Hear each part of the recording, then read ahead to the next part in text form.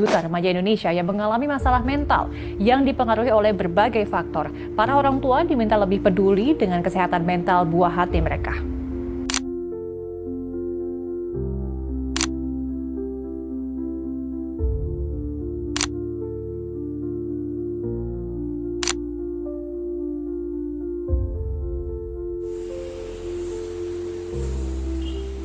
Hai semuanya, baiklah kami dari kelompok 1 akan memaparkan hasil diskusi kami tentang perspektif positivisme. Positivisme berasal dari kata positif yang di dalam ilmu filsafat merupakan fakta atau kejadian atau peristiwa yang benar-benar terjadi. Positivisme berasal dari kata positif, yang mana positif dapat diartikan sebagai teori menyusun fakta-fakta yang teramati. Positif sama dengan faktual atau menyusun fakta-fakta yang teramati. Positivisme pertama kali digunakan oleh Saint-Simon pada tahun 1825.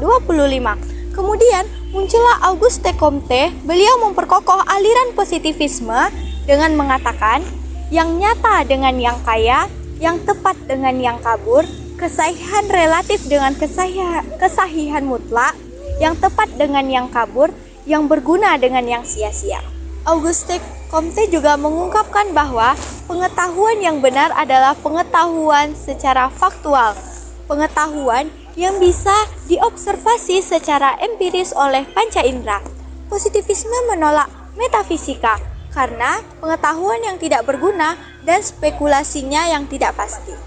1 dari 3 remaja di Indonesia mengalami masalah kesehatan mental. Hasil survei kesehatan jiwa remaja nasional menunjukkan bahwa 17,95 juta remaja di Indonesia ini mengalami gangguan kejiwaan.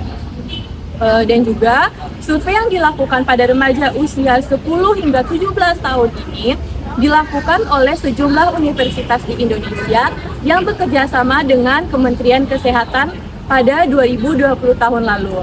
Angka-angka ini setara dengan 15,5 juta dan 2,45 juta remaja.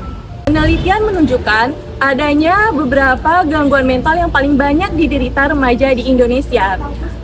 Gangguan yang diderita ini bahkan mengganggu kegiatan dan juga tumbuh kembang. Berbagai faktor yang mempengaruhi masalah gangguan mental pada remaja, mulai dari perundungan di sekolah, hubungan teman sebaya dan keluarga, perilaku seksual, penggunaan narkoba, dan juga pengalaman masa kecil. Meskipun angka remaja penderita gangguan mental cukup tinggi, namun hanya sedikit remaja yang mencari bantuan profesional untuk permasalahan mental tersebut.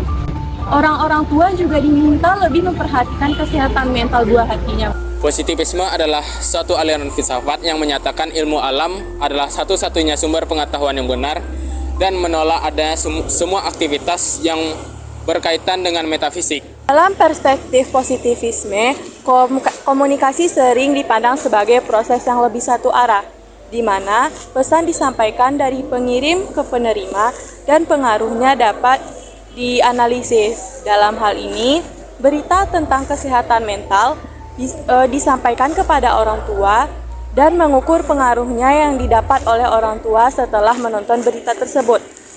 Para orang tua akan merasa lebih sadar tentang pentingnya kesehatan mental anak.